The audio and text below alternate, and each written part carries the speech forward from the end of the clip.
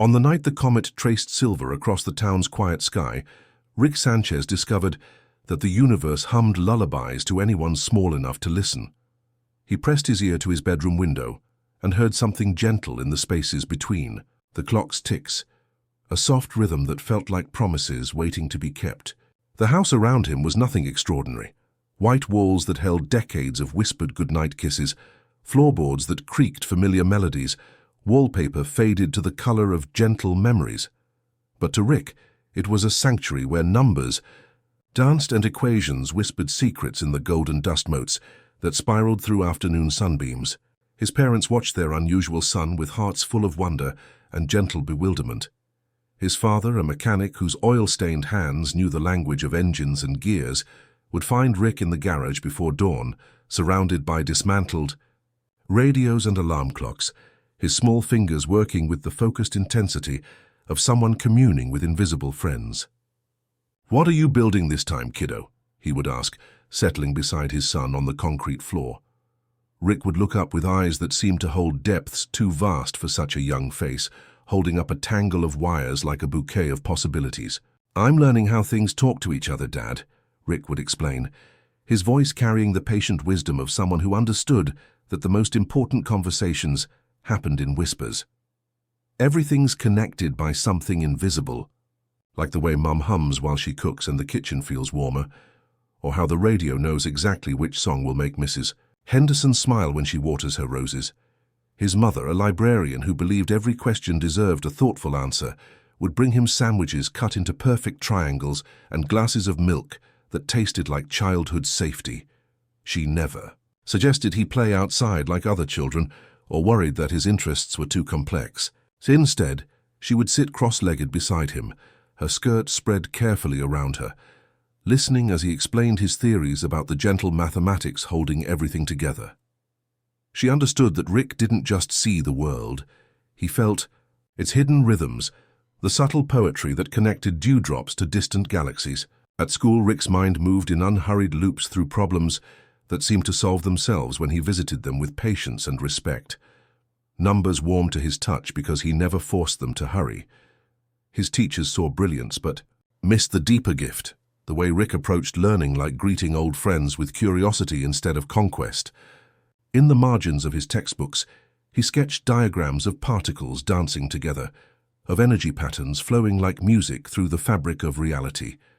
His classmates saw scribbles. Rick saw love letters from the universe written in the language of physics. But it was in the evening hours, when the house settled into its quiet breathing and the stars emerged like scattered promises, that Rick's true nature revealed itself.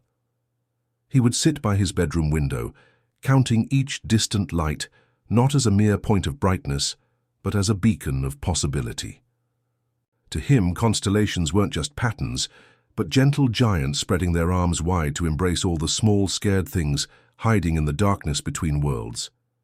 He built small inventions from cardboard and wonder, a pencil that warmed when someone felt lonely, a nightlight that dimmed when it heard a yawn, as if it understood that some moments needed gentle darkness to bloom into dreams. These weren't grand gestures, but quiet acts of kindness, love that needed switches and circuits to find its way into the world. Sometimes, tracing the crack in his bedroom wall that looked almost like a doorframe, Rick would promise not to open anything he couldn't close with gentleness. He didn't want to escape his world. He wanted to meet it more completely, to understand the invisible threads that wove through existence like golden light, connecting every heartbeat to every star, every whispered goodnight to every dawn that followed, patient and sure. The morning after Rick's promise to the stars, the garage welcomed him like an old friend keeping secrets. Sunlight filtered through the single window, painting golden rectangles on the concrete floor where dust motes danced in slow spirals, each one a tiny galaxy spinning through the warm air. His father had cleared half the space the week before, understanding without words that some children needed workshops more than playgrounds, sanctuaries where tomorrow could live safely among coffee cans filled with sorted screws and mason jars, holding components that gleamed like captured starlight. The workbench stood at perfect height for Rick's growing frame, its surface already scarred with the gentle marks of careful creation. Above it, tools hung in precise arrangement along a pegboard wall, but Rick had painted small labels beneath. Each hook, not with the names of the tools but with the feelings they helped him express. The screwdriver read patience, the small hammer bore the word gentleness, and the wire strippers carried the tag connection. His father had smiled when he noticed, understanding that his son was building more than devices. He was constructing a philosophy, piece by careful piece. Their morning ritual began with 2 mugs, one steaming coffee, one warm milk sweetened with honey. For the foreman, his father would say, sliding the smaller mug toward Rick, and they would both smile at the gentle joke. They ate toast cut, into perfect triangles while planning the day's quiet adventures, the radio that had forgotten how to sing, the clock that stuttered near sunset, the small mysteries waiting to be understood with patient hands. Rick approached each broken thing like greeting a shy animal, with respect and unhurried kindness. The radio opened under his careful touch, revealing a nest of sleeping wires that he traced like constellations. A loose connection here, a tired capacitor there, and suddenly music flowed from the speaker like water finding its way home. His father nodded with quiet pride, recognizing that his son possessed something rarer than technical skill, the ability to listen to what things needed rather than forcing them to obey. The stuttering clock required different medicine. Rick discovered it hesitated where afternoon light bent through the window, as if time itself paused to admire the way shadows painted patterns on the wall. He moved the clock 3 inches left, adjustment gentle as repositioning a sleeping cat, and the second hand resumed its steady journey. Sometimes fixing meant simply making space for light to fall more kindly. As weeks passed, Rick's inventions grew more sophisticated, each one born from his deepening understanding that the most profound creations served love rather than ambition. He built a small device that could detect sadness in the house, its gentle blue light pulsing like a concerned heartbeat whenever someone needed comfort. For his mother, he created a bookmark that warmed slightly when she reached her favorite passages, as if the words themselves were grateful to be discovered again. Mrs. Henderson from next door became a regular visitor, drawn by the quiet miracles emerging from the garage. She had lost her husband the previous winter, and something about Rick's gentle presence seemed to ease her grief's sharp edges. He built her a music box that would play her husband's favorite melody whenever loneliness grew too heavy, its soft notes filling her kitchen with memories that warmed rather than wounded. In the evening hours, Rick would sit on the garage steps listening to the soft electronic breathing of his creations, each one humming with quiet life in the darkness.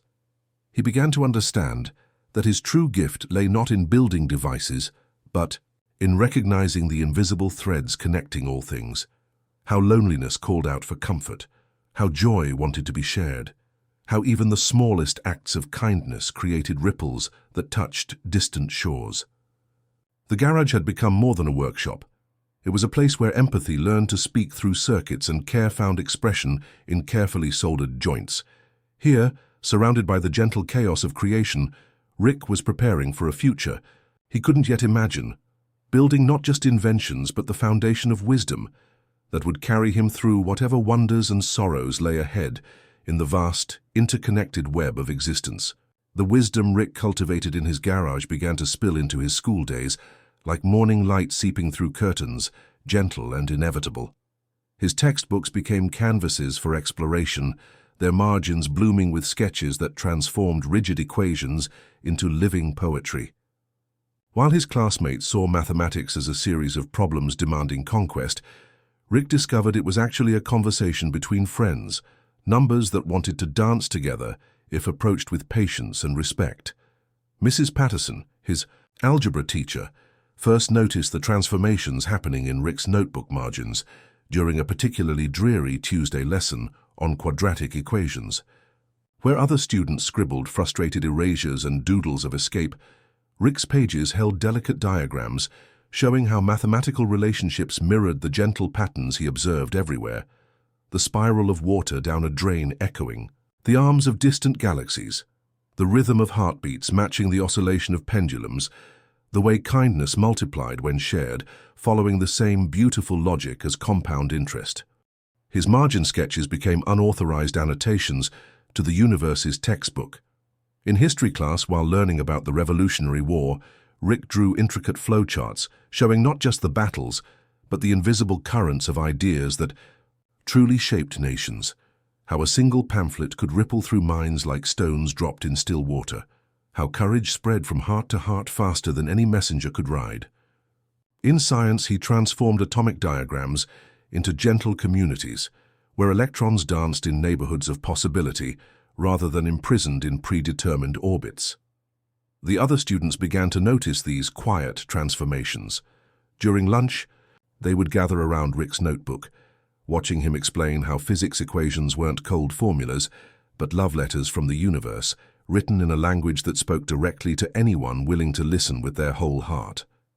He described particles as shy beings who preferred the company of compatible friends, forming bonds not through force, but through the simple desire to create something beautiful together. Mrs. Patterson began staying after class to examine his work more closely, her teacher's heart recognizing something extraordinary blooming in the quiet spaces between conventional learning. "You see patterns others miss," she told him one afternoon, studying a diagram where he'd transformed Newton's laws into flowing ribbons of connection. "How do you know these things?" Rick looked up from his notebook, pencil still warm in his fingers from the day's gentle discoveries. "I don't know them," he said softly. "I just listen to what they want to tell me. Everything's trying to find its way home to everything else. Gravity isn't pulling, it's embracing. Energy doesn't transfer, it shares itself like a song that wants to be hummed by everyone who hears it." She nodded slowly, understanding that she was witnessing something rare, a mind that approached learning not as conquest, but as communion. Rick wasn't just solving problems, he was befriending mysteries, creating safe spaces where confusion could transform into curiosity without shame. In art class, while others painted landscapes or still lifes, Rick created intricate patterns of light and shadow, exploring how absence could define presence, how the quiet spaces between things held as much meaning as the things themselves. His art teacher found himself captivated by these subtle compositions, sensing a profound understanding of balance that transcended technique. The school librarian began setting aside books she thought might interest him, volumes on theoretical, physics that became bedtime stories, philosophical treatises that transformed into gentle meditations.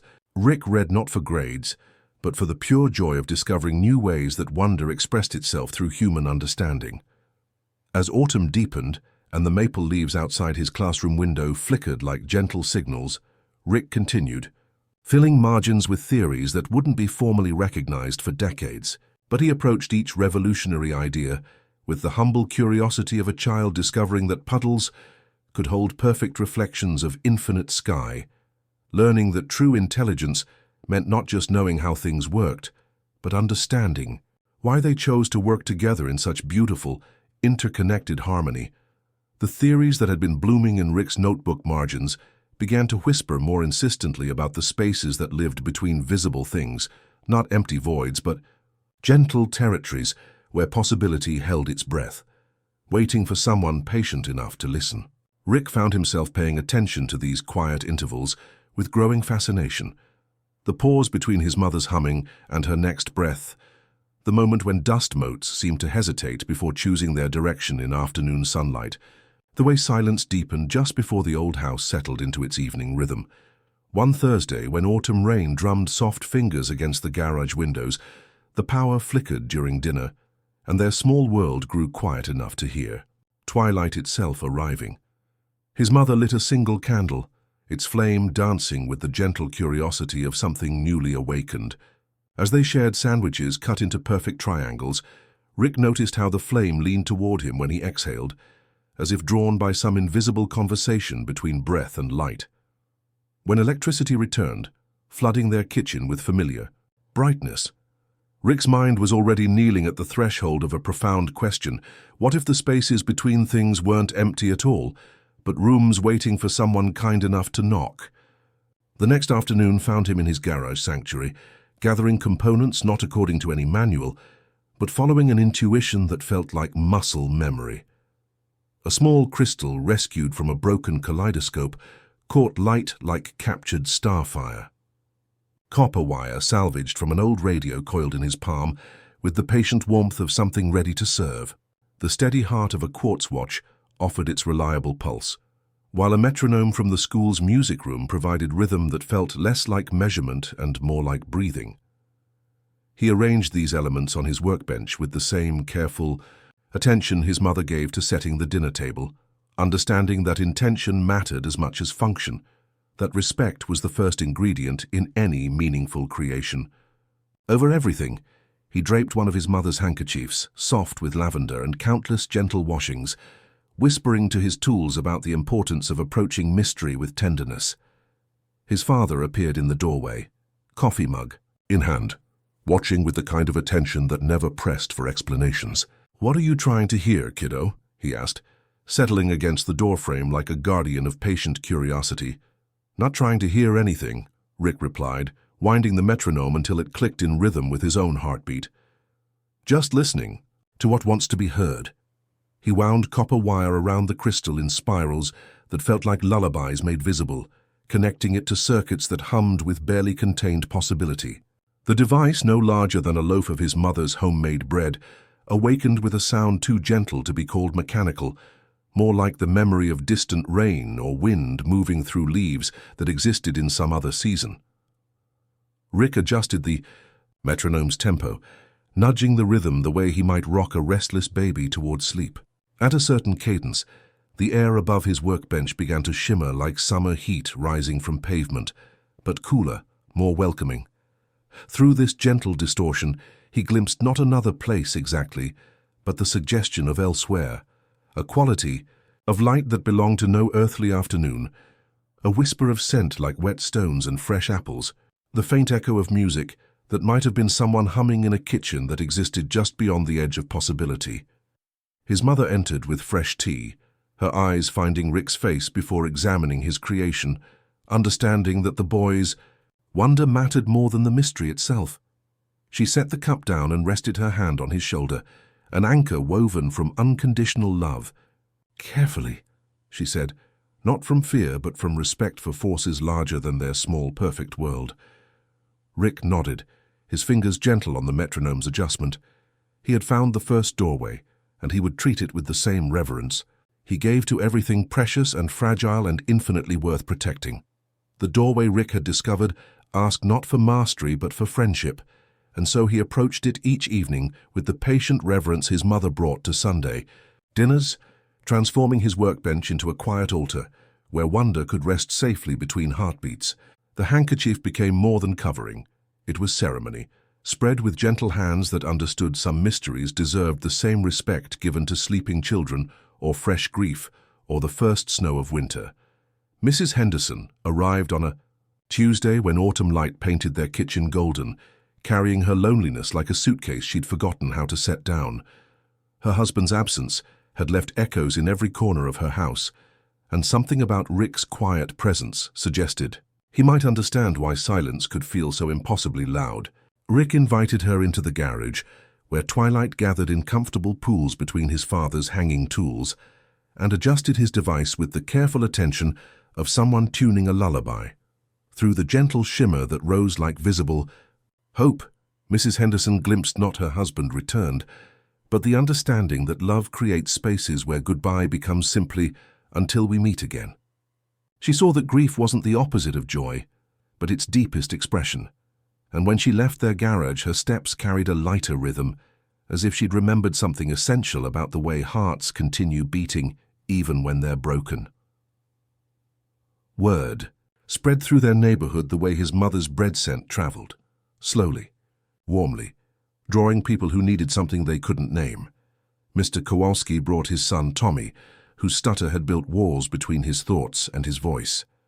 Rick showed him glimpses of dimensions where communication flowed like water, finding its course, where words weren't prisoners but friends eager to dance together. Tommy spent an hour watching these visions of fluid expression, and when he finally spoke, his sentences came smoother, as if he'd remembered the natural rhythm, connecting all hearts to all voices. Rick's parents established gentle rules with the wisdom of gardeners, who understood that even the most beautiful flowers needed boundaries to bloom safely. No sessions after 9 in the evening, always with adult supervision, never for curiosity. Alone, but only when someone carried a burden that ordinary comfort couldn't reach. Rick agreed with the solemn understanding of someone who recognized that gifts without wisdom were merely noise, that his abilities were meant to serve healing rather than entertainment. Children began gathering near the garage like small birds following someone who scattered seeds with an open palm. Rick would sit on the worn wooden steps, explaining cosmic mysteries in terms that made sense to their wondering minds. He described black holes not as terrifying devourers, but as the universe's quiet places, where everything went to rest and dream new dreams. Stars became ancient storytellers, each twinkle a whisper of tales billions of years old. He taught them that the biggest questions often held the gentlest answers, that the most profound discoveries came not from shouting, but from listening with patient hearts. At school, his understanding transformed everything he touched. In English, class, when Mrs. Morrison assigned essays about heroes, Rick wrote about people who chose kindness when cruelty would have been easier, who built bridges when walls would have been simpler. His science experiments became exercises in gentle discovery, circuits that created light patterns resembling flowers blooming, chemistry projects exploring how elements chose to dance together in compounds that served life rather than destruction. His teachers began recognizing that Rick possessed something rarer than intelligence, a kind of applied wisdom that transformed knowledge into compassion. They watched him help struggling classmates with the same patient attention he brought to his dimensional work, never condescending, but always curious about what each person needed to unlock their own understanding. As winter's first snow began, painting their neighborhood in gentle silence, Rick continued his evening sessions, learning that the most profound discoveries happened not when he sought to master the spaces between worlds, but when he simply offered them his respectful attention. He was discovering that true intelligence wasn't about accumulating facts or solving complex equations, but about the gentle art of connection, understanding that if the universe was a symphony of interconnected parts, then human beings were its most intricate and precious melodies, each deserving careful listening and a tender touch. The gentle wisdom Rick had been cultivating through his dimensional work began to whisper that some of life's most profound discoveries happened not in the spaces between worlds, but in the quiet moments between heartbeats, in the pause before a smile, in the way ordinary Tuesday mornings could transform into something luminous when touched by unexpected grace. Winter had softened into the tentative promise of spring, and Rick found himself walking the familiar streets of his neighborhood with a new kind of attention, noticing how light fell differently through bare branches, reaching toward warmer days, how the air itself seemed to hum with gentle possibility. The coffee shop on Maple Street had always been there, a small sanctuary of warmth and the comfortable murmur of human voices.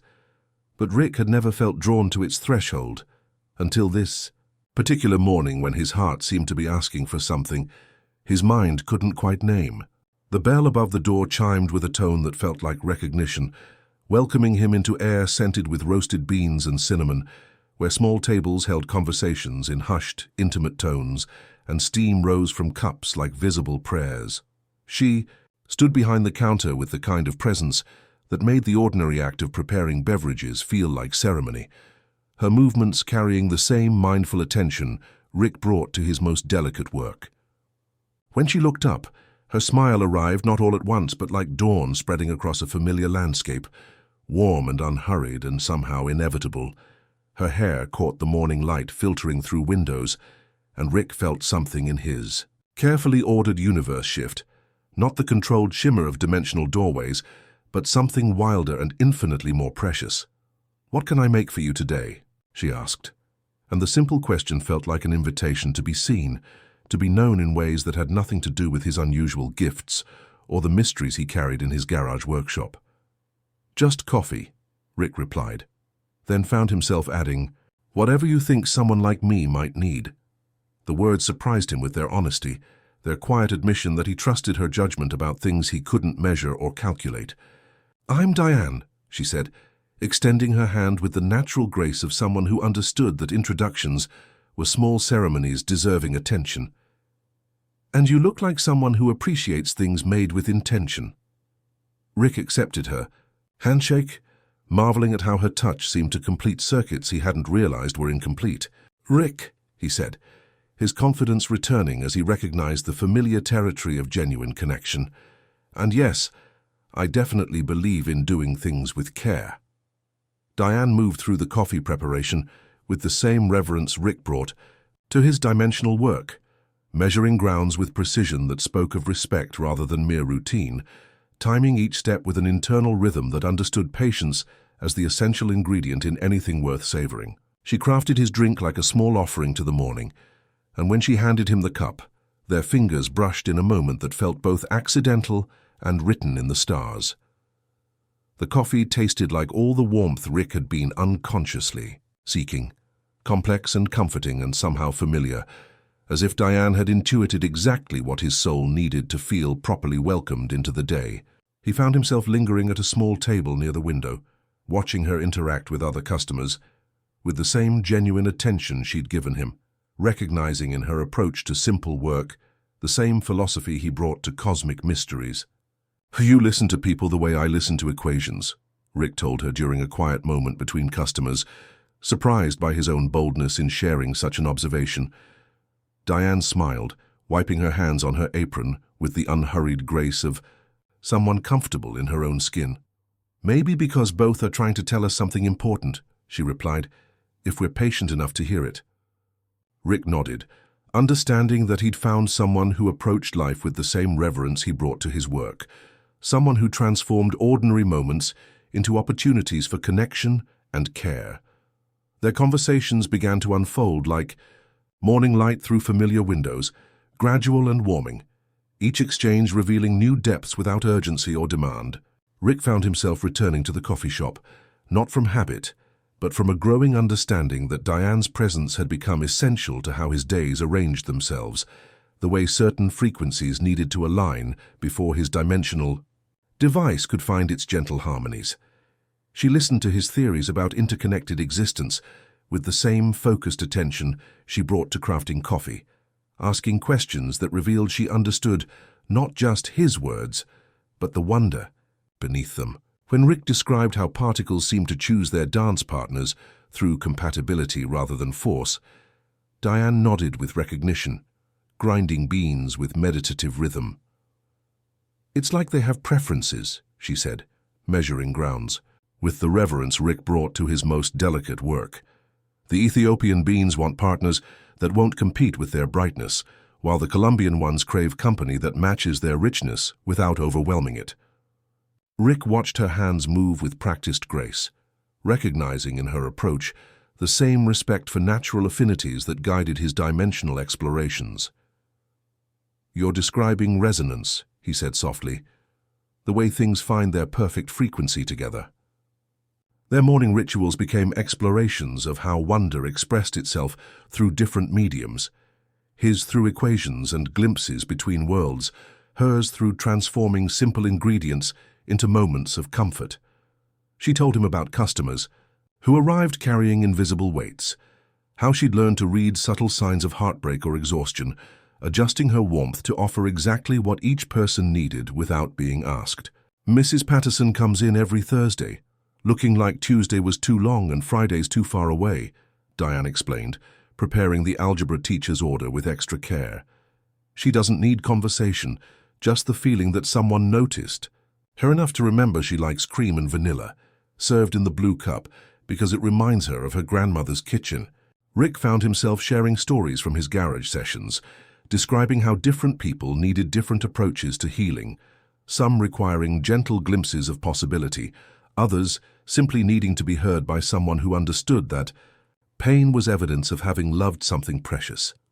Diane listened with attention that transformed confession into comfortable conversation, never judging but always understanding. As spring deepened and maple trees outside dressed themselves in tentative green, Rick began recognizing that his feelings for Diane were growing with the same patient inevitability as seasonal change. She wasn't just someone he enjoyed talking to. She was becoming the person he most wanted to share discoveries with, whose opinion mattered when he wondered whether his work served love or merely satisfied curiosity. He created small gifts without fanfare, a spoon that cooled hot coffee to perfect temperature, through gentle sensors, not quickly but kindly. Diane held it like a tiny miracle, then laughed in that soft, bell-bright way that made the walls seem to lean closer with affection. One morning, when rain painted gentle patterns on windows and the coffee shop felt especially sanctuary-like, Diane mentioned she'd been thinking about his dimensional work. "Do you ever worry about opening doors you might not be able to close?" she asked, polishing cups with thoughtful strokes. Rick considered her question with deserved seriousness, recognizing she asked not from fear, but from caring that wanted to protect what it treasured. "Every time," he admitted, "but I've learned the most dangerous doors are ones we refuse to acknowledge exist. The spaces between things aren't empty. They're full of possibility, and possibility needs someone to treat it with respect." Diane smiled, and Rick understood she wasn't worried about his work, but about him, about the person who carried such gifts and their accompanying responsibility. In that moment, surrounded by cinnamon-scented air and the gentle murmur of morning conversations, he realized he was learning a new science from her, the physics of attention, the chemistry of kindness, the quiet astronomy of two people mapping a shared sky.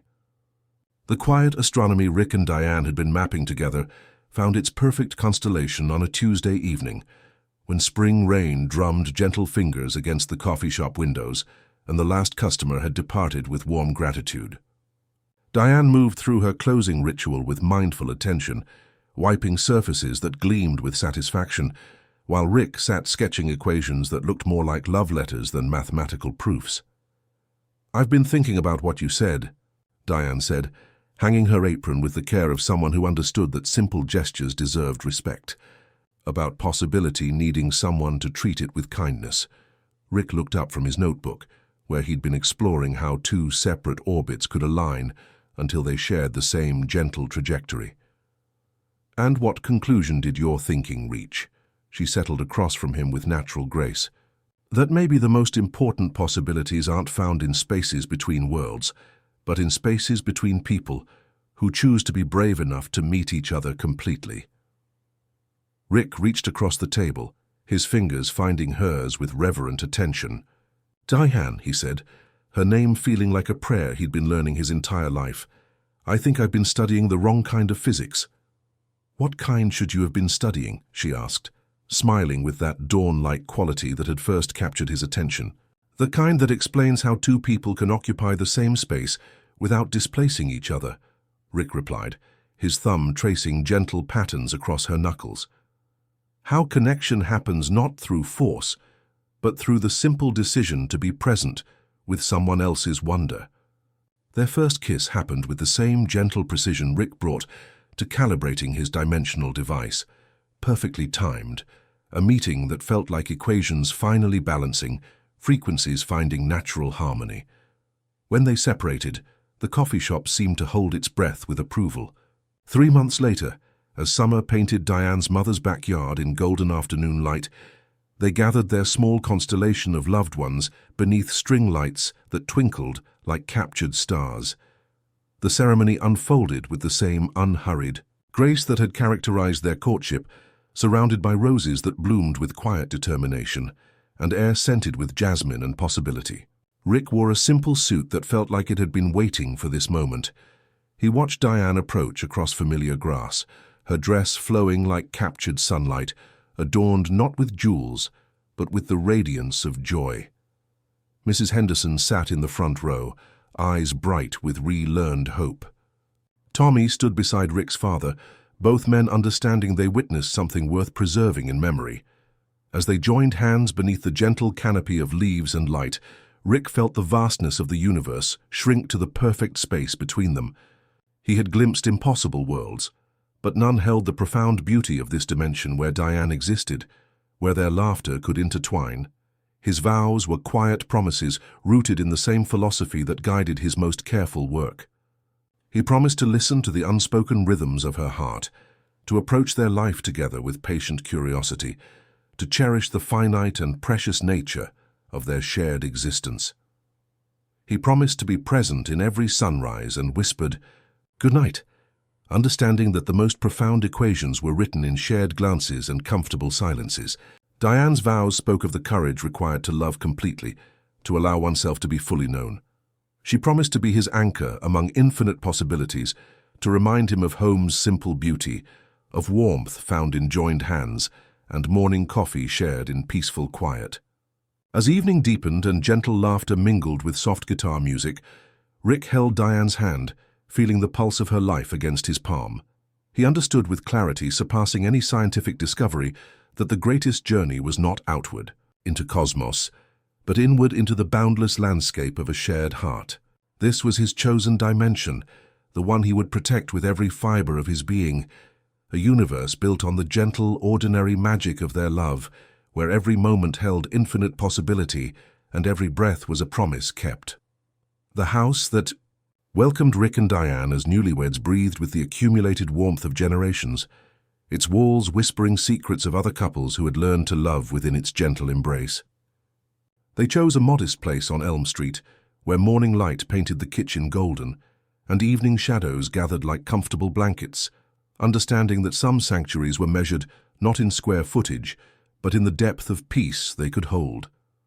Rick established his workshop in the basement, but this space felt different from his childhood garage.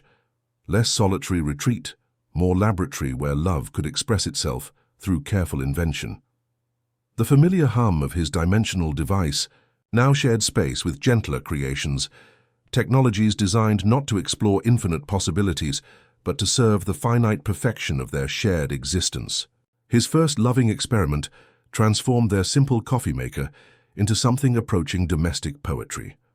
Rick spent patient hours calibrating sensors that could read the subtle changes in Diane's sleep patterns, teaching the machine to begin its gentle brewing 5 minutes before she naturally stirred. It learned to adjust strength based on weather, stronger on grey mornings when clouds pressed close, lighter when sunshine had already begun the day's awakening. The device never announced its intelligence, simply filled their kitchen each dawn with the aroma of perfectly timed comfort. Diane brought her own magic to their shared space, arranging books by the gentle logic of comfort rather than strict alphabetization, choosing curtains that filtered light like captured sunrise. She established rhythms that honored both wonder and simplicity. Sunday morning pancakes cut into constellation shapes, evening conversations where cosmic theories met coffee shop wisdom in perfect harmony.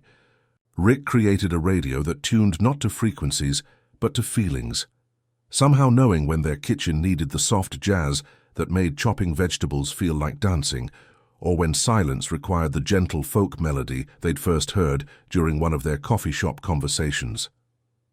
The device never intruded, simply offered musical embraces when hearts needed reminding of their shared joy. Their evenings became explorations of how two separate melodies could weave together without losing their individual beauty. Rick described his latest dimensional research while Diane prepared dinner, her hands moving with practiced grace as she listened to theories that wouldn't be understood by the wider world for decades. She shared observations from her work, how small acts of attention rippled through lives in ways that resembled his descriptions of quantum entanglement, how kindness followed laws as reliable as physics. "We're all connected," Diane said one evening, stirring soup that filled their kitchen with warmth. Not through dimensions or equations, but through the simple decision to see each other clearly and choose love anyway. Rick installed lighting that dimmed with natural twilight, never abruptly but in slow transitions that invited quiet conversation and comfortable silences. He built a music box for Diane's bedside table that would play their wedding song whenever. Loneliness threatened during his longer work sessions, its melody emerging soft as whispered reassurance. As winter settled around their house like a gentle blanket, they began preparing a small room off the hallway with no official purpose. Diane painted one wall the color of early morning, blue with secrets of hope. Rick built shelves that curved like embracing arms. They filled the space with folded quilts, a cedar-scented basket, and a clock that kept 2 times, the house's hurried rhythm, and another that moved so slowly it was almost still, a reminder that certain joys approached on their own patient schedule. Some evenings, Diane would pause in that doorway, fingertips tracing smooth paint, her breathing settling into rhythms that felt both ancient and newly discovered. Rick watched without comment, understanding that some equations solved themselves through reverent waiting rather than urgent calculation. Their house learned their footsteps, and the porch learned their returns. Every device hummed with purpose, beyond mere function, creating an atmosphere where technology served intimacy and invention honored the sacred ordinariness of shared life. On nights when winter wind made the windows sing gentle lullabies, Rick and Diane would sit together in their living room, surrounded by the quiet breathing of machines that had learned to love, understanding they had built something more precious than any dimensional gateway, a universe where every moment held infinite tenderness, where the greatest discovery was simply choosing each other again and again. The room, painted the color of early morning, began to breathe differently, inhaling with quiet anticipation whenever Diane paused in its doorway, exhaling gently when Rick checked the tiny clock that kept its own patient time. Their house, practiced in the art of listening, leaned toward the new rhythm growing within its walls, understanding that some transformations announced themselves not through grand gestures, but through subtle shifts in the very air that held their love. Rick approached the coming miracle with the same reverent precision he brought to his most delicate work, but now every invention served not curiosity, but protection, not exploration, but the creation of perfect sanctuary. He installed air purification systems that worked in whispers, monitoring devices that tracked temperature and humidity with spacecraft precision, but lullaby gentleness. The walls received paint, mixed with compounds that would never release harmful chemicals, chosen not for beauty but for absolute safety, creating an atmosphere where new lungs could learn their first lessons in breathing without concern. As spring deepened into summer and Diane's body adapted to its expanding purpose with natural grace, Rick marveled at daily miracles that surpassed any dimensional discovery. He created a monitoring system that translated their daughter's heartbeat into gentle music, allowing them to listen each evening to the steady pulse that had become their favorite soundtrack. Rick would press his ear to Diane's belly, feeling movements that seemed like conversations in a language he was learning, a stretch here, a gentle kick there, each motion a small announcement of presence and growing strength. He prepared with the thoroughness of someone understanding that some moments demanded perfect readiness. Backup power systems ensured their home's protective embrace would never falter. Communication networks could summon help instantly if needed. Comfort systems could adjust to any requirement with silent efficiency. The rocking chair received new felt pads that let it murmur rather than creak, while a nightlight learned to follow breath patterns, brightening on inhales and softening on exhales, teaching calm through its gentle rhythm.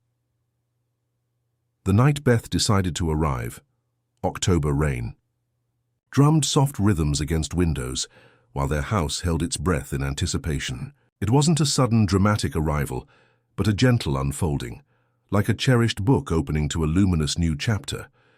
Rick held Diane's hand through contractions that arrived like patient waves, each one bringing their daughter closer to her. First breath of outside air, her first glimpse of the universe that had been preparing so carefully for her arrival. Beth entered their world with a cry that seemed to reorganize reality around her needs, tiny fists waving with gentle surprise at finding herself in a place so bright and vast and full of love, waiting to embrace her.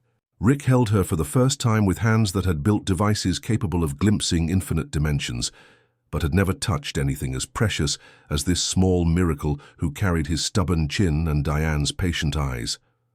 In that moment, surrounded by the soft breathing of machines that had learned to love and the gentle presence of his wife and daughter, Rick felt his theories stand up, bow respectfully, and leave the room.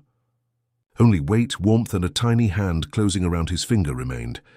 He understood with clarity, surpassing any scientific discovery, that his greatest invention would never be a device or formula, but the patient, daily work of helping this small person discover her own wonder, her own place in the gentle web connecting all hearts to all possibilities. The gentle web Rick had felt connecting all hearts to all possibilities found its most precious expression in the transformed rhythm of their house, where Beth's presence had taught even the walls to breathe differently. The first nights felt like the universe had learned to speak in small sighs and contented murmurs, each sound rearranging every priority until their world narrowed to the perfect sanctuary of warm lamplight and the whispered promise of stories that could carry a small soul safely into dreams. Rick discovered his new vocation gradually, the way dawn arrives, not all at once, but with patient certainty.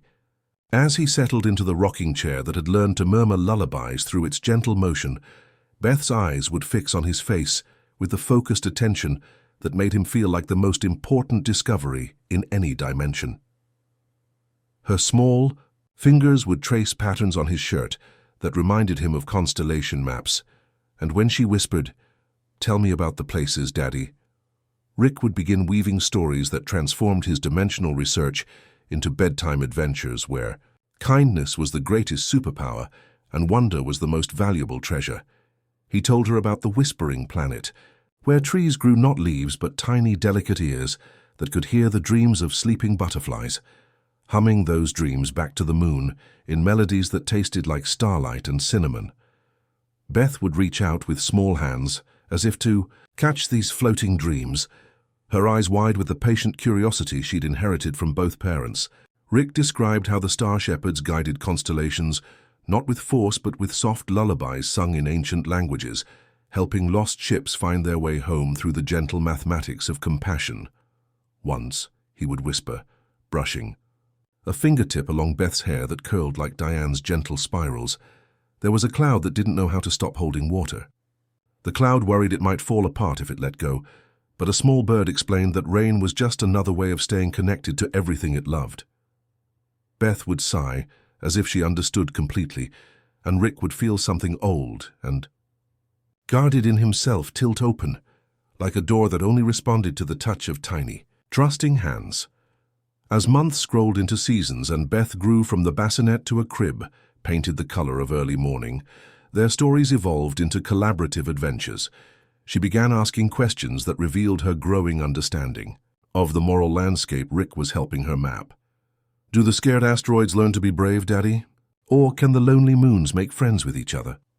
Rick answered each question with the same reverence he brought to complex equations, understanding that Beth's curiosity was charting the course she would navigate throughout her life. Diane would often sit in the doorway during these evening rituals, listening to Rick's narratives with a soft smile that held decades of love. She understood these stories served multiple purposes, teaching Beth about kindness while allowing Rick to express his profound wonder for the universe through the gentle lens of fatherhood. Sometimes she would add her own chapters, singing coffee shop melodies in hushed tones or describing how communication worked beyond words, teaching Beth that the truest signals traveled best through warmth. "What about the kindness constellation?" Beth asked one evening as actual stars began their nightly appearance outside their window. "Could we visit there sometime?" Rick followed her gaze, understanding she wasn't asking about literal travel, but about the possibility of living according to the principles their stories celebrated. "We're already there, sweetheart," he said softly, kissing the top of her head. "Every time we choose to help instead of hurt, every time we listen instead of interrupt, every time we're patient with someone who's learning, we're visiting the kindness constellation." Beth nodded, with the solemn understanding of someone who recognized profound truth when it was offered with love. As she drifted toward sleep, surrounded by the soft breathing of machines that had learned to serve love, and the gentle presence of parents who understood that the most important science was the daily work of nurturing wonder, Rick felt his heart expand to hold not just infinite possibilities, but infinite tenderness for this small person who would carry their stories into whatever adventures awaited her in the vast, interconnected tapestry of existence. The stories Rick wove for Beth each evening began to whisper a gentle challenge that grew stronger with each passing night. What if the wonders he described could step out of imagination and into the warm lamplight of their living room? As Beth grew from infant dreams into walking curiosity, her questions about the kindness constellation and the whispering planet carried an expectation that made Rick's heart expand with possibility. She asked not whether such places existed, but when they might visit them together, her small hand tracing patterns on his shirt that reminded him of star maps waiting to be explored. The desire to transform bedtime tales into family adventures led Rick back to his basement workshop, but this time every component was chosen through the lens of fatherhood rather than scientific ambition. His earlier dimensional device had served exploration and understanding. This new creation needed to serve love, protection, and the precious cargo of shared wonder.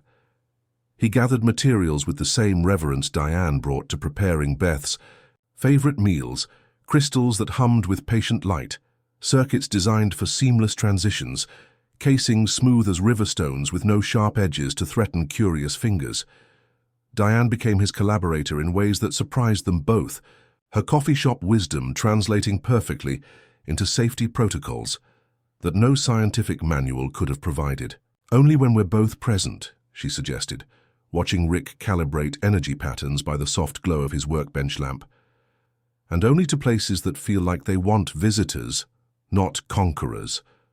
Rick nodded, understanding that her intuitive guidelines carried more wisdom than any technical specification.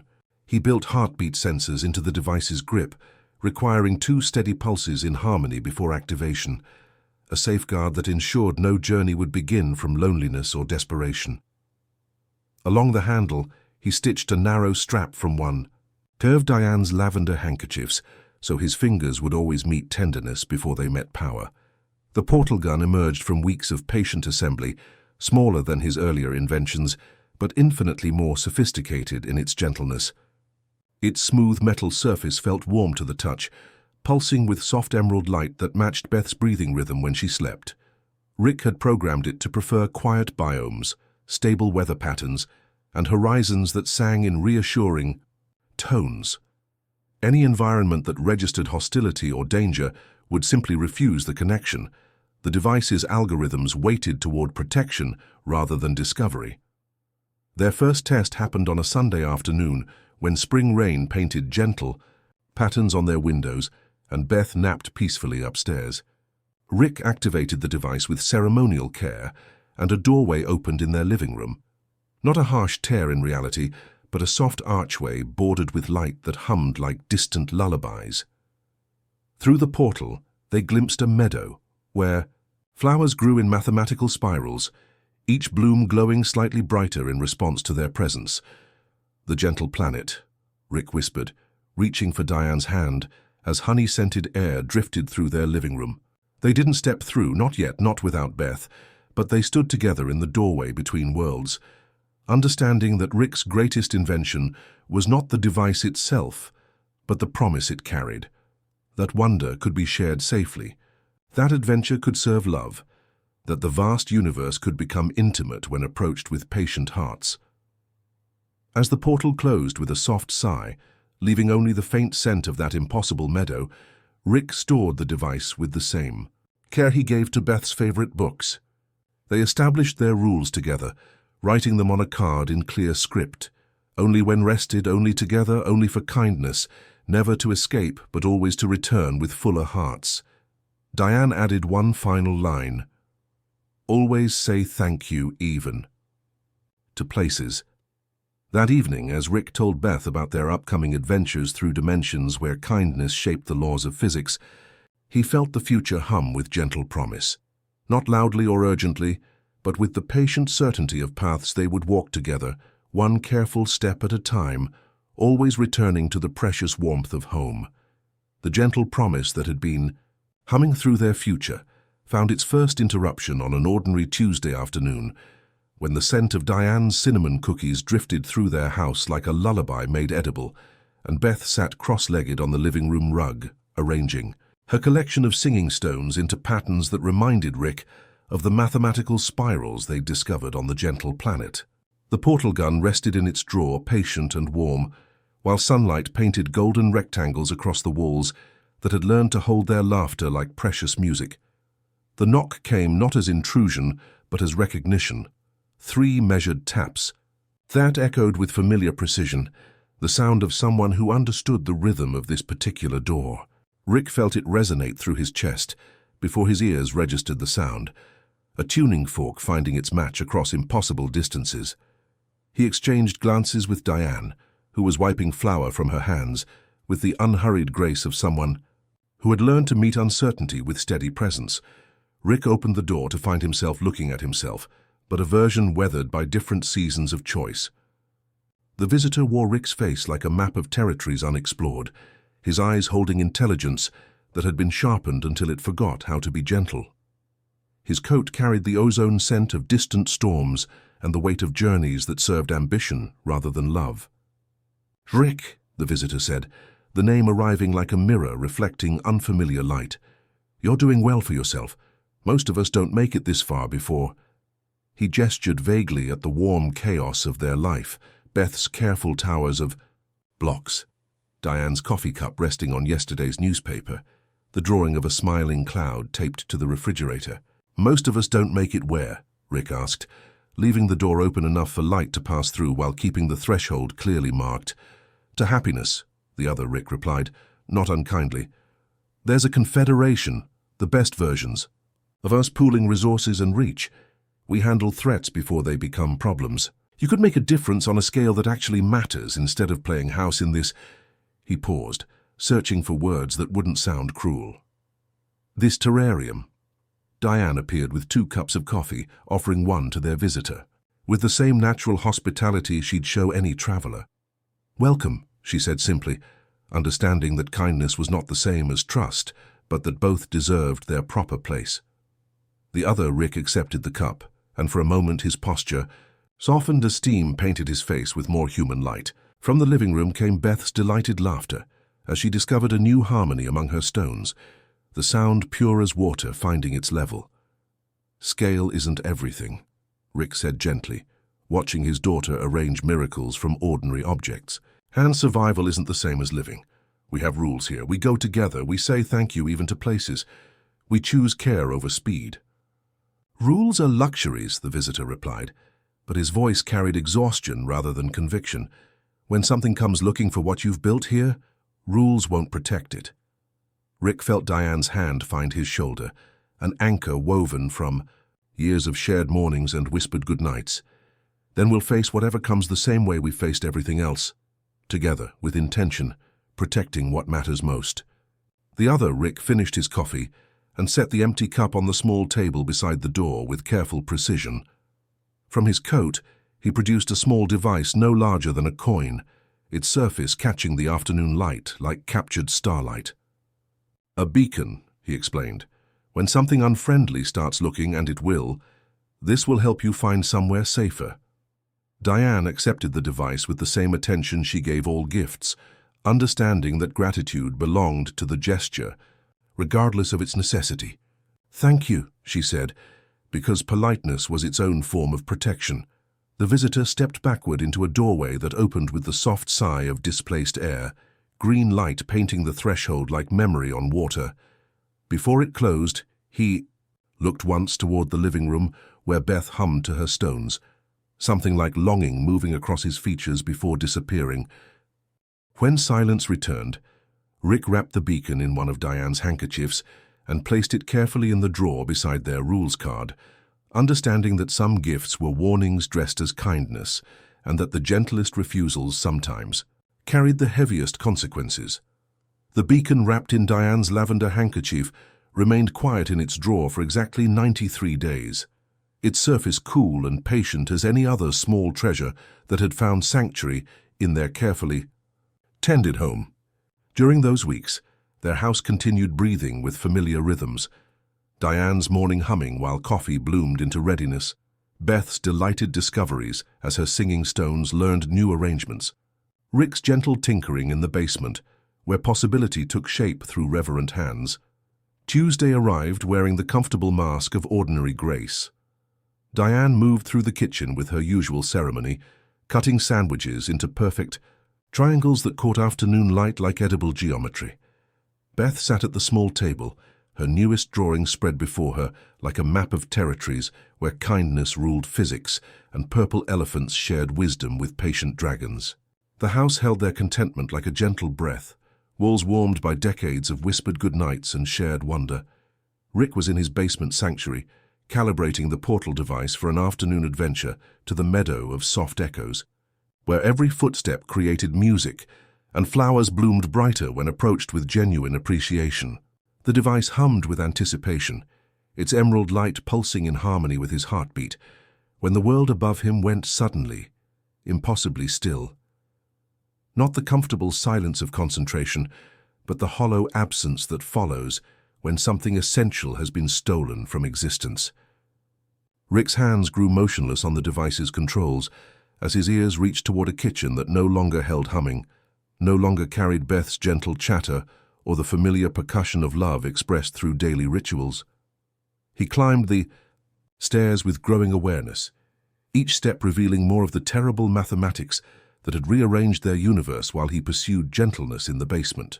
The kitchen held only absence, chairs positioned as if their occupants had been called away mid-conversation, Beth's drawing abandoned with a purple crayon still warm from small fingers, Diane's coffee cup resting beside the window, where steam no longer rose like visible prayers. The silence pressed against Rick's chest like deep water.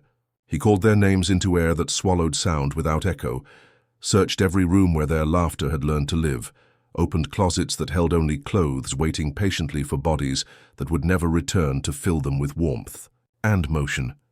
In the living room, a single mark on the hardwood floor spoke truth in a language Rick recognized but had never wanted to learn. The mark was precise, circular, bearing the signature of technology that served erasure rather than creation. Around its edges, the wood had been touched with impossible heat, leaving no debris, no evidence except the perfect absence where his family had been standing when something found them, despite all his careful protections. Rick knelt beside the mark, his fingers hovering above wood that still held traces of displaced atoms. The air tasted of ozone and mathematics gone wrong, the metallic signature of equations that solved for zero rather than infinity. His portal device, still humming patiently in the basement, suddenly felt like a child's toy compared to whatever had visited his sanctuary with such clinical precision. The beacon in the drawer began pulsing with urgent light, its surface warm against his palm when he retrieved it from among Diane's handkerchiefs. Too late now for warnings, too late for escape routes, too late for all the careful rules they had written on their index card. The device projected coordinates to somewhere safe, the other Rick had promised, somewhere he could rebuild, start, over, find another version of happiness in a universe that might protect it more carefully. But Rick set the beacon aside, with hands that trembled, not from fear, but from understanding. He had spent his life approaching mysteries with patient reverence, treating possibility with gentle respect. Now he comprehended that somewhere in the vast web of existence, something had learned to hunt joy itself, to follow the scent of love across dimensions until it could be eliminated with surgical efficiency. The house around him held its breath, waiting to learn what its remaining occupant would choose. Rick looked once toward the stairs that led to Beth's room, where her stuffed animals waited in careful rows for a little girl who would never return, and felt something crystallize in his chest. Not rage, which was loud and destructive, but purpose quiet enough to reshape reality itself. The purpose that crystallized in Rick's chest settled not like a storm, but like dawn breaking over familiar landscape, bringing clarity that felt both terrible and strangely peaceful. He moved through their empty house with the reverence of someone tending a sacred space, understanding that grief was not the opposite of love, but its deepest expression, requiring ceremonies that honored rather than erased what had been stolen from existence. Rick lifted Beth's drawing from the table and slid it into a clear sleeve, the purple crayon preserved like captured starlight. He washed Diane's coffee cup with gentle attention and returned it to its place by the window, where morning light had learned to find it, keeping space for the possibility that somewhere, in some dimension, she might still need it warmed and waiting. At the drawer where they kept their rules card, he added one final line in careful script: "Search with love, never to replace, only to remember." The portal device responded to his touch with unusual sensitivity, as if recognizing that its parameters needed expanding beyond safe meadows and gentle planets. Rick recalibrated with surgical precision, teaching it to follow signatures across whatever distances necessity required. but always with the respect they had written into its original programming. The lavender handkerchief remained wrapped around the handle, ensuring his fingers would always meet tenderness before they met power. The first doorway opened onto a living room painted in familiar colors, but arranged with different dreams. Through the soft archway, Rick glimpsed another version of their life unfolding. Diane humming while she folded laundry, Beth building towers from blocks that caught afternoon light like small monuments to possibility. Rick stood at the threshold, with hands that remembered every surface his own Diane had touched, watching this other family move through routines that mirrored his lost happiness with heartbreaking precision. He didn't cross the boundary, understanding that some doors were meant for observation rather than entry. Instead, he whispered thank you toward the scent of cinnamon and contentment, then closed the portal with the gentle care of someone leaving a sleeping child's room undisturbed. The second dimension revealed the same precise mark on hardwood floors, the same impossible absence where joy had been eliminated with clinical efficiency. Here, too, another version of himself sat in empty rooms, surrounded by devices that had forgotten their purpose. They shared information with the efficiency of people who communicated through shared loss, comparing the signatures left behind by whatever had hunted their happiness across infinite territories. "It's not random," the other Rick explained, his voice carrying the texture of someone who had learned to count absence in hours and heartbeats. "Something is targeting realities where we chose love over advancement, eliminating what it sees as weakness before it can spread."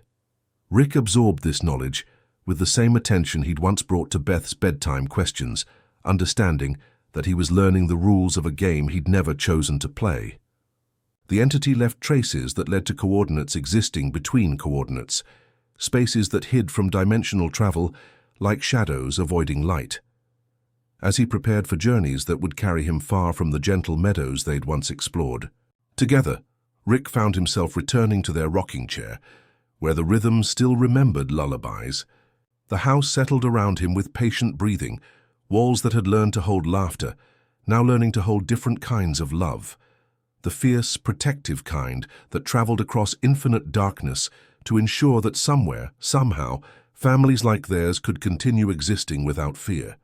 The beacon in the drawer pulsed once with soft light, offering coordinates to safety, but Rick left it to its patient waiting.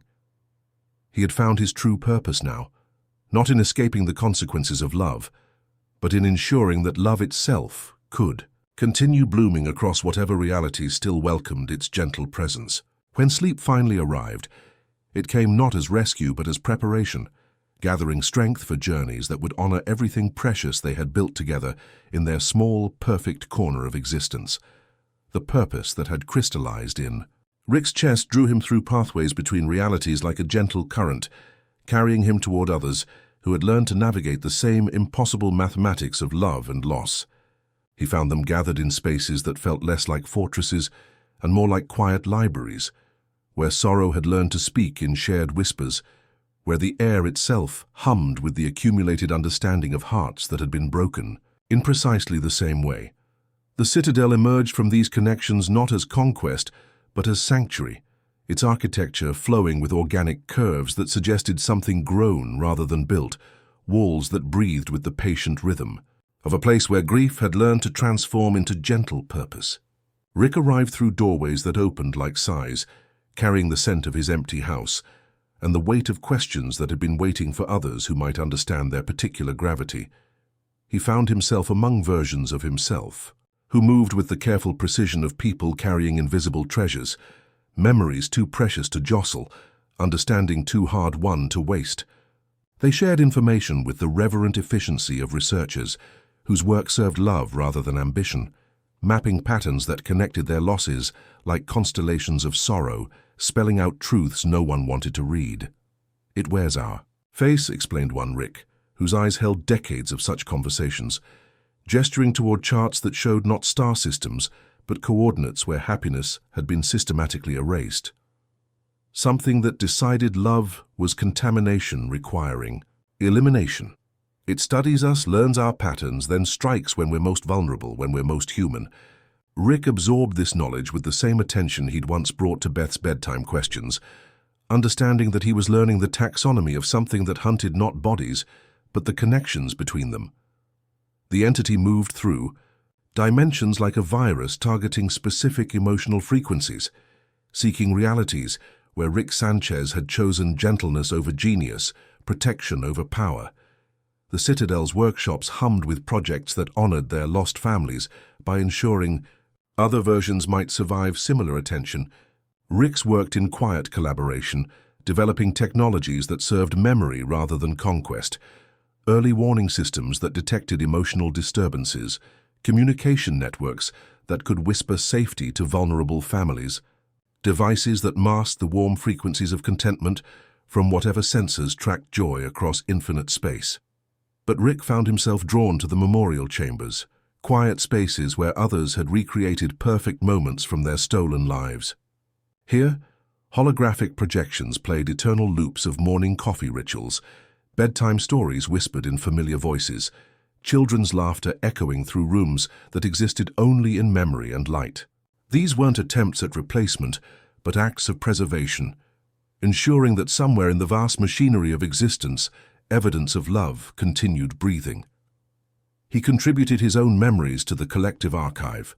Diane's dawn-like smile, appearing in gentle loops, Beth's careful arrangements of singing stones recreated in patient detail, the way their house had learned to hold contentment like captured music. Other Ricks added their treasures, infinite variations on the theme of choosing connection over conquest, each loss unique, yet somehow part of the same essential story. Rick built small devices that served remembrance, a music box that played lullabies in frequencies only hearts could hear, a nightlight that dimmed according to the rhythm of sleeping breath, sensors that could detect when someone needed the comfort of shared silence rather than conversation. Each invention carried forward the gentle philosophy Diane had helped him cultivate, technology that approached mystery with reverence rather than force. As weeks passed in the Citadel's patient embrace, Rick began to understand that healing happened, not through forgetting, but through the gradual transformation of loss into purpose. He learned to function among others who carried similar weights, finding comfort in shared understanding that required no words to bridge the spaces between different griefs. In evening hours, when the Citadel settled into rhythms of rest and remembrance, Rick would sit in memorial chambers listening to accumulated laughter of countless lost families, understanding that he had found not replacement for what he'd lost, but a way to ensure love itself could continue blooming across whatever realities still welcomed its gentle presence. The accumulated laughter in the memorial chambers began to whisper a gentle challenge that grew stronger with each passing evening. What if the most profound healing came not from preserving what had been lost, but from learning to love again with the same vulnerable courage that had created those precious memories in the first place? Rick found himself drawn to coordinates that led not to other versions of himself, but to dimensions where families who looked like his moved through their days with the unconscious grace of people who had never learned to fear happiness. The she. First replacement dimension felt like stepping into a photograph that had learned to breathe. The house on Elm Street welcomed him with familiar creaking floorboards and walls painted the exact shade of morning light he remembered. Diane moved through the kitchen with her characteristic ceremony, cutting sandwiches into perfect triangles, while humming melodies that made the air itself feel warmer. Beth sat at the small table, arranging objects into patterns that spoke of a mind learning to find music in mathematical relationships. But they looked at him with the polite curiosity reserved for distant relatives, their eyes holding no recognition of shared coffee shop conversations or bedtime stories about the kindness constellation. This Diane had never learned his theories about interconnected existence. This Beth had never traced constellation patterns on his shirt while listening to tales of gentle planets where flowers bloomed brighter when approached with appreciation. Rick settled into the role of returning scientist and grandfather with the careful precision of someone learning a language that sounded like home but carried different meanings. He helped with homework, using patient explanations that felt like muscle memory, told bedtime stories that drew from the same well of wonder but had to be introduced as new discoveries rather than cherished traditions. The house learned his footsteps, again but slowly, like a song being hummed by someone who had forgotten some of the words. Months passed in this careful reconstruction, Rick learning to love people who wore familiar faces, but carried different dreams, different fears, different ways of finding joy in ordinary moments. This Diane preferred her coffee slightly stronger, laughed at different jokes, worried about different things. This Beth asked questions about space travel with scientific curiosity rather than the gentle wonder that had characterized his original daughter's approach to mystery. He built small devices that served their specific needs rather than recreating exact replicas of his previous inventions. A coffee maker that learned this, Diane's preferred morning routine, a nightlight that adjusted to this Beth's particular sleep patterns. Each creation felt like translation work, converting love from one dialect to another while trying to preserve its essential meaning. But beneath these acts of care, Rick installed protection they would never see. Early warning systems hidden in smoke detectors, dimensional disturbance sensors disguised as weather monitoring equipment, communication networks that could whisper safety to other Citadel members if threats approached. He carried the knowledge of what hunted happiness across infinite space, ensuring his replacement family could live without the weight of understanding. They were targets simply for choosing joy. Late at night, when the house settled into rhythms that almost matched his memories, Rick would sit in the rocking chair that occupied the same corner but had never learned their lullabies, understanding that replacement was not the same as healing. He loved these new versions of his family with genuine care, but it was love filtered through the careful distance of someone who had learned that attachment led to vulnerability, that caring created targets for whatever forces sought to eliminate. Connection itself. The portal device rested in a drawer beside rules he had rewritten to reflect harder truths: protect without revealing, care without complete investment, love with the understanding that everything precious was also temporary. He deserved to live without knowing they were substitutes, without understanding that their contentment might attract attention from entities that viewed happiness as contamination, requiring elimination. As winter settled around their reconstructed life like a familiar blanket, Rick found himself caught between gratitude for what he'd found and grief for what could never be truly replaced, learning to navigate the complex mathematics of loving, carefully, protectively, with the understanding that some equations could only be balanced through the daily choice to remain present despite the terrible knowledge of how quickly everything precious could disappear. The complex mathematics of loving carefully began to settle around Rick's heart like protective frost, each day teaching him new equations for maintaining warmth without risking the complete vulnerability that had once made their house sing with shared wonder. He learned to measure affection in careful doses, to smile at this Beth's discoveries, while keeping essential parts of himself safely archived in spaces where loss couldn't reach them again. Years accumulated like gentle snow, each season bringing small celebrations that felt like echoes heard through thick glass. Rick attended school science fairs, where this Beth explained projects with earnest concentration, her eyes bright with the same curiosity that had once traced constellation patterns on his shirt. But now he applauded from behind walls of careful distance. He shared Sunday morning coffee with this Diane, reading newspapers that reported on a world he protected but no longer quite inhabited, their conversations pleasant as background music in rooms where deeper melodies had once played. The protection systems he'd installed continued their invisible vigilance, monitoring frequencies that might signal approaching danger. But Rick began to understand that the greatest threat to his replacement family's happiness wasn't external forces hunting joy across dimensions. It was the subtle atmosphere of incompleteness his careful distance created. The way love filtered through protective barriers left everyone slightly hungry for something they couldn't name. "How you seem like you're listening to music we can't hear, Grandpa Rick," this Beth observed one evening, as they worked together on a circuit that would power a small device designed to help plants grow stronger. Her words carried the gentle precision of someone who had inherited his gift for noticing invisible patterns. "But it's sad music, isn't it?" Rick paused in his patient instruction, recognizing that children possessed sensors more sophisticated than any technology he'd developed. His throat tightened around words that wanted to explain how some songs never stopped playing, how love learned to echo through empty rooms long after the original musicians had been silenced. Instead, he adjusted a wire with careful attention and said, "Sometimes old songs stick around longer than we expect them to." She nodded with understanding that felt too mature for her years, then asked, "Do you think new songs might help the old ones feel less lonely?" The question settled in Rick's chest like a seed finding soil, but he buried it quickly beneath layers of protective sarcasm.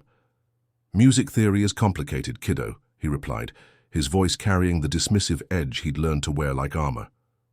"Best to focus on circuits that actually make sense." But late that night, when the house settled into rhythms that almost matched his memories, Rick found himself sitting in the rocking chair that had learned different lullabies, understanding that the walls he'd built to keep pain out had also trapped him in spaces where genuine connection couldn't quite reach him. He'd become skilled at presence without complete investment, at caring without the dangerous vulnerability that made everything precious also fragile. The portal device in its drawer pulsed with soft light, offering escape routes to dimensions. Where other versions of numbness waited with patient arms, Rick ignored its gentle summons, choosing instead to remain in the careful limbo he'd constructed, where love existed but couldn't quite bloom fully, where protection and distance had learned to dance together in patterns that kept everyone safe, but slightly starved for the complete warmth that made houses into homes. Somewhere in the multiverse, he knew, a nervous voice was learning to carry stubborn kindness through chaos, approaching mystery with the same patient wonder Rick had once brought to equations that whispered secrets in morning light. But that was tomorrow's mathematics. And tonight Rick sat in the gentle darkness, counting heartbeats that belonged to people who deserved his complete presence, but would have to settle for his careful, protective love. The nervous voice that carried stubborn kindness through chaos arrived like a small, persistent comet, disrupting Rick's carefully calculated orbit, manifesting in the form of his 14-year-old grandson, Morty, who stumbled into the garage with wide eyes and hands that trembled like leaves reaching toward uncertain light. Rick had encountered this particular version of family through the casual mathematics of dimensional displacement, a boy whose Rick had abandoned responsibility for cosmic adventures, leaving behind a Morty who somehow still believed the best of people despite abundant evidence suggesting otherwise. "Oh, geez, Rick," Morty stammered, his voice cracking with the uncertainty of someone who had volunteered for adventures he couldn't quite comprehend. "Are you sure about this? I mean, this seems really dangerous and I don't want to die or anything. And my mom said I should be home for dinner and—" Rick silenced him with a gesture that had become automatic, understanding that Morty's nervous chatter served the same. Functioned as his own protective sarcasm, a way of filling spaces where deeper conversations might accidentally bloom. The boy possessed the particular combination of anxiety and determination that reminded Rick of young plants pushing through concrete, fragile in appearance, but carrying surprising strength in their willingness to reach toward light, despite impossible circumstances. "Listen, Morty," Rick said, his voice carrying the dismissive edge that had become his default when emotions threatened to breach carefully maintained barriers. "You can either stand there having an anxiety attack about hypothetical dangers, or you can help me calibrate this device so we can get this over with." But even as Rick spoke with calculated harshness, he found himself making subtle adjustments to ensure Morty's safety, programming the portal gun to avoid dimensions with hostile atmospheres, installing proximity sensors that would alert him if his nervous companion wandered too far from protective range, choosing destinations that served his research needs while minimizing risks to someone whose biggest previous adventure had been surviving. High school algebra. Morty approached Rick's work with the same patient wonder Rick had once brought to equations that whispered secrets, asking questions that revealed an intuitive understanding of connection and consequence. "So, like, when we go to these other dimensions, do the people there know we're not from their world? And do they miss the versions of us that belong there?" The questions landed with surgical precision on territories Rick had spent years learning to avoid, but Morty's genuine curiosity carried no malice, only the kind of empathy that recognized pain without demanding explanations. Rick deflected with scientific jargon and elaborate dismissals, but found himself unconsciously adjusting his behavior to protect this strange, nervous boy who somehow saw through protective barriers to the careful loneliness beneath. Their adventures unfolded with predictable pattern, Rick pursuing objectives that served his research, while Morty stumbled through chaos with stubborn kindness, somehow finding ways to help alien civilizations despite his obvious terror. On a planet where emotions manifested as weather patterns, when collective sorrow began gathering in storm clouds that threatened to drown them in heavy rain, Rick calculated escape routes while Morty simply sat in the mud, offered a wobbly smile to a nearby creature composed entirely of sadness, and began humming a tune he'd learned from Beth's old lullabies. The storm didn't vanish instantly, but its intensity softened as other small, sad creatures gathered, drawn by Morty's uncalculated kindness. Rick watched with scientific fascination at a phenomenon for which he had no equation, no explanation beyond the undeniable power of genuine empathy, approaching mystery without agenda. "You know, Rick," Morty said one evening as they returned from helping repair a broken communication network between separated families, "I think you're way nicer than you want people to know. You could have just taken what we needed, but you spent 3 hours helping those people talk to their kids again." Rick bristled at the observation, armor clanging against accuracy. "Strategic manipulation, Morty. Don't read emotions into simple efficiency." But late that night, when the house settled into rhythms that felt less empty with Morty's presence echoing through familiar rooms, Rick found himself reconsidering the mathematics of connection, wondering if perhaps the greatest protection wasn't distance, but the careful, gradual choice to let someone past barriers that had kept him safe but profoundly alone.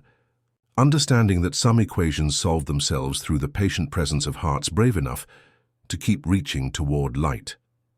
The equations that solved themselves through patient presence began revealing their solutions in small moments that accumulated like morning light gathering strength, each one teaching Rick new mathematics for measuring the distance between protection and connection. Morty's nervous authenticity worked like a gentle solvent on barriers Rick had spent years perfecting, not through dramatic confrontation, but through the persistent kindness of someone who approached mystery with wonder rather than armor. Their adventures began shifting from missions Rick pursued alone while Morty stumbled behind, to collaborations where the boy's empathetic instincts consistently produced results that defied scientific explanation. On a dimension where communication networks had crystallized into beautiful but useless sculptures, Rick calculated 17 different approaches for restoring data flow, while Morty simply sat beside a small creature made of living light, listening to its wordless distress with the patient attention of someone who understood that being heard was often more powerful than being fixed. As the creature's gentle pulsing synchronized with Morty's breathing, the crystallized networks began softening, information flowing like water, remembering how to find the sea. Rick watched with growing fascination, understanding that his grandson possessed something he'd systematically trained himself to suppress, the willingness to remain vulnerable enough to recognize suffering and respond with authentic care rather than protective distance. "How do you do that?" Rick asked as they returned through familiar green light, the portal gun warm in his hands. "You have no training, no understanding of the underlying systems, but you consistently achieve outcomes that should be mathematically impossible." Morty shifted uncomfortably, his hands fidgeting with sleeves that had learned to carry nervous energy like small prayers. "I don't know, Rick. When someone's sad, I remember what it feels like to be sad, and I try to be the kind of person I would want around when I'm feeling that way." The explanation landed with devastating simplicity, revealing that empathy followed laws more reliable than physics, that genuine care could reshape reality in ways Rick's equations had never predicted. He found himself making subtle adjustments to their dynamic, explaining his work not as lectures delivered to someone too simple to understand, but as conversations with someone whose different perspective might reveal overlooked solutions. Rick began installing small protections Morty would never notice. Proximity sensors disguised as routine maintenance, safety protocols that activated whenever the boy's anxiety spiked beyond manageable levels. But these weren't the distant safeguards he'd once built for his replacement family. These carried the warmth of someone learning to care, without the paralyzing fear that caring created targets for forces that hunted happiness across infinite space. When Morty asked why certain technologies required such complex safeguards, Rick found himself sharing fragments of history he'd kept locked away. "Sometimes the most powerful things are also the most dangerous," he explained one evening as they recalibrated equipment in the basement workshop. "Not because they want to hurt anyone, but because they can change everything so quickly that you don't have time to protect what matters most." Morty nodded with solemn attention, recognizing the weight behind carefully chosen words. "Is that why you get so mad when I mess things up? Because you're scared something bad might happen to me?" The question arrived with surgical precision, at territories Rick had spent years learning to avoid.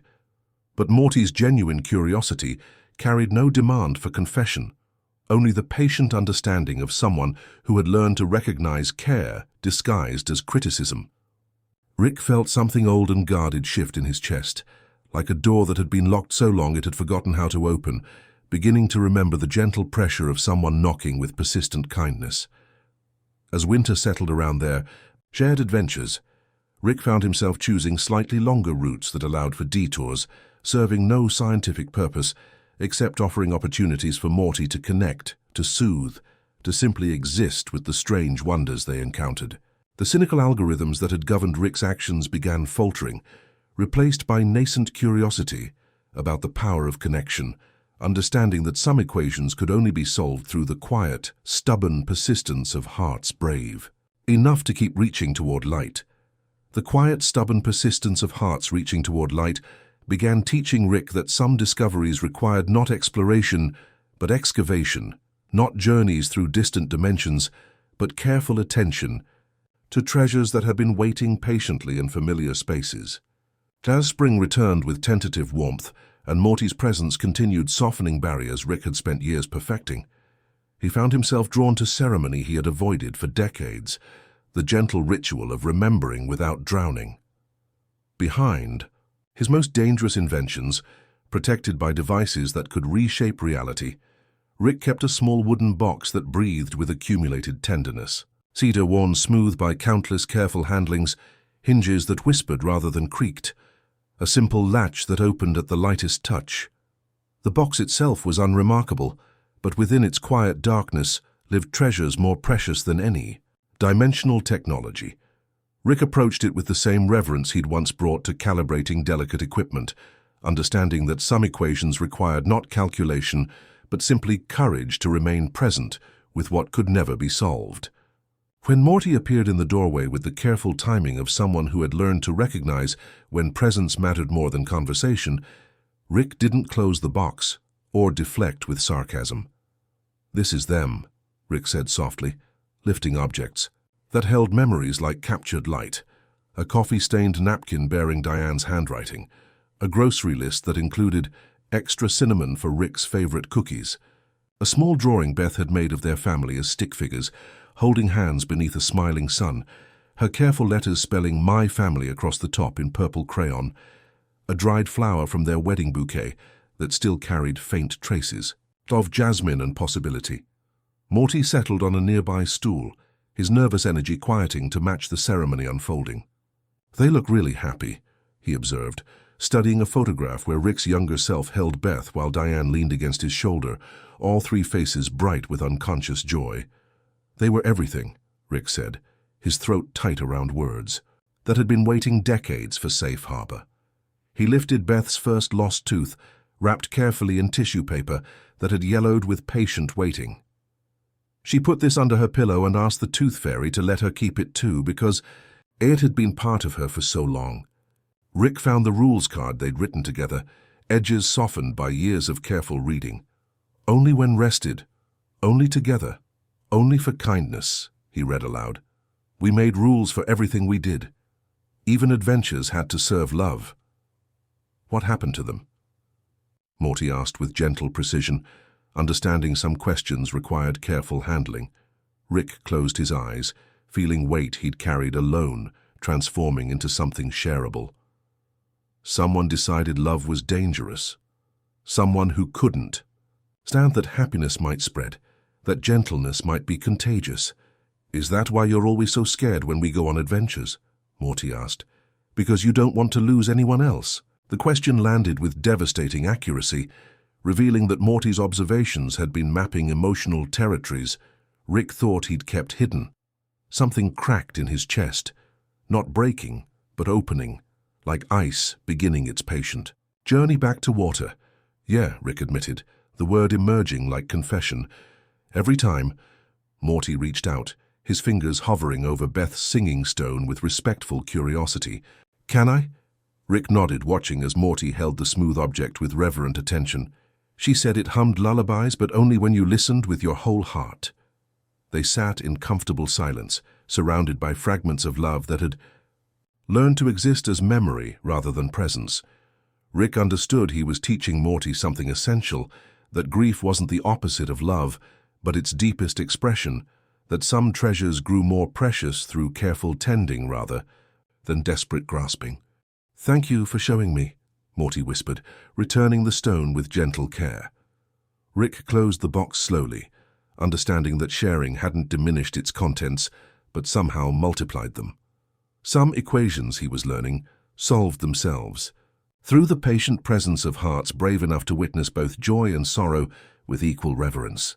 The sharing that had multiplied treasures rather than diminishing them continued working its quiet mathematics through the hours that followed, transforming the basement workshop from a space where Rick pursued solitary research into something approaching the collaborative sanctuary he'd once shared with Diane. Morty returned the next evening with homework tucked under his arm and questions that revealed he'd been thinking about more than algebra since witnessing the contents of the cedar box. "Rick," Morty said, settling onto the familiar stool with the careful attention of someone who had learned that some conversations required patience to unfold properly. "When you were telling those bedtime stories to Beth, did you know you were teaching her something important, or did it just feel like, regular dad stuff?" Rick paused in his calibration work, understanding that Morty's question carried weight beyond its simple phrasing. The portal gun hummed quietly between them, its emerald light pulsing with the steady rhythm of something waiting to serve connection rather than conquest. "Both," Rick said, setting down his tools with ceremonial care. Every story was teaching her how to approach mystery with wonder instead of fear, how to find kindness in places that seemed impossible. But it felt like the most natural thing in the universe, like breathing, or the way flowers turn toward light without thinking about it. Morty nodded, with the solemn attention of someone recognizing profound truth. So maybe teaching isn't about having all the answers. Maybe it's about sharing the questions that help someone find their own way to wonder. Rick felt something shift in his chest, recognizing that his grandson had articulated wisdom that had taken him decades to understand. "Where did you learn to think like that?" "From watching you," Morty replied with shy honesty. "Not the stuff you say when you're trying to sound smart and scary. The stuff you do when you think nobody's paying attention. Like how you always make sure I'm safe even when you're pretending you don't care, or how you get this look on your face when we help someone. Like you're remembering something good you'd forgotten." Rick reached for the portal device, but instead of activating it immediately, he held it like the precious instrument it had always been. Not just technology, but a bridge between worlds, a tool for creating connection across impossible distances. "Want to see something that taught me about patience?" Rick asked, his voice carrying the gentle invitation he'd once reserved for bedtime stories. They stepped through green light into a dimension where time moved like honey, where every moment stretched long enough to be fully inhabited. Here, ancient trees grew so slowly, their movements were visible only to hearts willing to sit still and witness the profound mathematics of gradual change.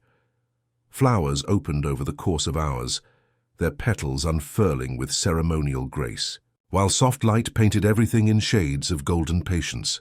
Morty sat beside Rick on a moss-covered stone, watching a butterfly navigate air thick as dreams, its wings catching light that seemed to pause mid-flight to admire the beauty it illuminated. "It's like the whole place is taking a deep breath," he whispered. "That's exactly what it's doing," Rick said softly. "This dimension taught me that healing doesn't happen through force or speed. It happens through the willingness to remain present with whatever needs tending for as long as it takes." They sat together in comfortable silence, surrounded by the gentle breathing of a world that had learned to treasure each moment rather than rushing toward the next. Rick felt his heart settling into rhythms that matched the patient unfolding around them, understanding that some of the most important lessons couldn't be spoken, but only witnessed together. "Thank you," Morty said, as they prepared to return, "for trusting me with this." Rick activated the portal with hands that had learned to hold both power and tenderness. "Thank you for reminding me that some equations solve themselves through the simple decision to remain present with someone else's wonder." As they stepped back into their familiar basement, Rick understood that healing was happening not through forgetting his loss, but through the gradual discovery that love could continue blooming in new forms, teaching him that the most profound mathematics involved, not calculation but the patient, daily choice to keep his heart open to whatever connections the universe offered with gentle hands. The patient, daily choice to keep his heart open, began revealing its most profound mathematics on an evening when summer rain painted gentle rhythms against the basement windows, and the workshop settled into the comfortable breathing of a space where wonder had learned to coexist with healing. Rick adjusted the portal gun's diagnostic settings with the unhurried attention he'd once brought to calibrating equipment for family adventures, while Morty finished homework at the nearby bench, both of them existing in the peaceful parallel of shared presence. A subtle frequency appeared in the readings, familiar as a half-remembered lullaby threading through the quiet air.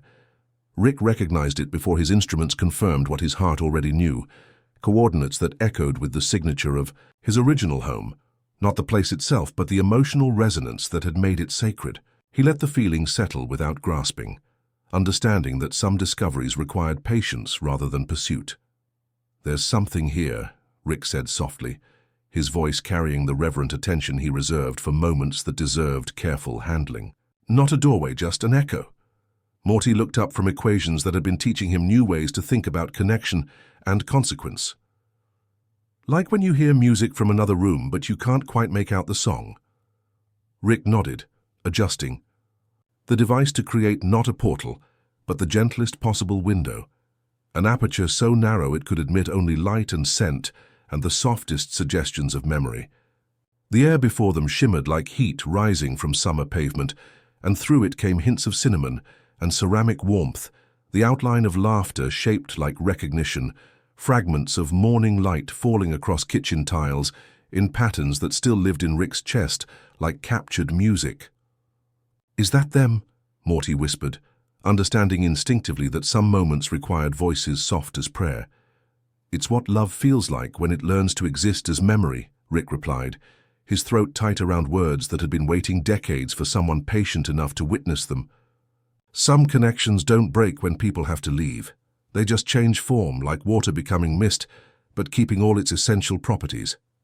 They stood together in the gentle presence of what had been, Rick feeling something ancient and guarded in his chest, finally learning to exhale. The shimmer held traces of everything precious: Diane's dawn-like smile, Beth's careful arrangements of wonder, the way their house had breathed with accumulated contentment. Not ghosts or hauntings, but the persistent presence of love that had learned to distribute itself through every choice Rick made, every moment of kindness he offered, every time he chose connection over the safer mathematics of distance. "So they're still here," Morty observed with the quiet wisdom that consistently surprised Rick, "just in different ways. Like how you protect me even when you're pretending to be grumpy, or how you get that look when we help someone. Like you're remembering something good." Rick closed the aperture with ceremonial care, understanding that some windows were meant for brief glimpses rather than prolonged gazing. The workshop returned to its familiar dimensions, but something had shifted in the quality of air, in the way shadows held light, in the recognition that home was not a destination, but a practice he could carry anywhere. They climbed the stairs together and made sandwiches cut into patient triangles, arranging them on plates that had learned to hold their quiet conversations. Rick turned the radio to a melody that made the kitchen feel warmer, notes leaning against walls like friends settling in for comfortable evening visits. "Is this home?" Morty asked, not as challenge but as measurement, understanding that some questions required careful consideration. Rick let the question unfold until it found its answer in the accumulated tenderness of shared meals and protected sleep and the daily choice to remain present with whatever connections the universe offered. "It is when we practice it," he said finally. "Home isn't coordinates on a map. It's something we choose and choose again. Attention, gentleness, the willingness to keep coming back to what matters most." As evening deepened around their quiet domesticity, Rick understood that his greatest discovery was not a device or formula, but the recognition that love creates spaces where goodbye becomes simply another way of carrying someone forward, distributed through every breath, every choice, every moment of choosing presence over protection. The recognition that love creates spaces where goodbye becomes another way of carrying someone forward drew Rick to his workbench on an evening when autumn rain painted gentle rhythms against basement windows, and the house settled into the comfortable breathing of a sanctuary where healing had learned to coexist with memory. Upstairs, Morty's voice carried through floorboards as he helped Beth with homework, their conversation a soft counterpoint to the patient hum of devices that had learned to serve connection rather than conquest. Rick chose paper that felt substantial beneath his fingers, understanding that some conversations required weight to carry their meaning across impossible distances. The pen he selected had belonged to Diane, discovered years ago in a drawer that still held traces of her lavender soap, and Rick held it with the reverence reserved for instruments that had once served her careful handwriting, her grocery lists, that included extra cinnamon for Rick's favorite cookies. "Dear Diane," he began, the words arriving like prayers learned in childhood and never quite forgotten. Night breathed evenly around him as he wrote, pipes clicking their familiar lullabies while the house leaned closer, understanding that some ceremonies deserved witness. Rick described the years that had accumulated like gentle snow since her absence began teaching him new mathematics for measuring love and loss. He told her about Morty, the anxious comet who kept returning, shedding small pieces of fear until only stubborn kindness remained, whose nervous authenticity had somehow found pathways through barriers Rick had spent decades perfecting. He reminds me of you, Rick wrote, his handwriting growing more careful as emotions demanded precision. Not in appearance, but in the way he approaches mystery with curiosity instead of armor. He taught me that some equations solve themselves through the simple decision to remain present with someone else's wonder. He described the dimension where time moved like honey, where healing happened through the willingness to remain present with whatever needed tending, and how Morty had understood immediately that the whole place was taking a deep breath. Rick wrote about the memorial chambers in the Citadel, where other versions of himself had learned to honor love by preserving memory in light and patient repetition, but how he had discovered that the most profound preservation happened through the daily choice to keep loving carefully and bravely. "I learned to protect by keeping distance," Rick continued, listening to the soft sounds of his replacement family moving through evening rituals above. "But this house has taught me that home isn't coordinates on a map. It's something we choose. And choose again. Attention, gentleness, the willingness to keep coming back to what matters most." Rick told her about the small cedar box where he kept their treasures, how sharing its contents with Morty had somehow multiplied rather than diminished their meaning, teaching him that some equations required not calculation, but simply courage, to remain present with what could never be solved. He described the gentle aperture that had revealed love learning to exist as memory, distributed through every moment of kindness, every choice to protect rather than abandon. "Our Beth still asks about the kindness constellation," he wrote, understanding that some truths transcended dimensions. "She taught me that the universe hums lullabies to those small enough to listen, and even though she is gone, her questions still lead me to seek out gentleness in every dimension." As he wrote about the rules they had created together, only when rested, only together, only for kindness, Rick added one final line with careful letters: "When love changes form, don't chase it through doors. Meet it where it returns as light." Rick concluded not with goodbye but with recognition. "Even in infinite darkness, the memory of your light continues to guide me home. Every act of kindness, every shared laugh, every moment I choose connection over the safer mathematics of solitude, it's all testimony to the beautiful, terrible mathematics of what we built together.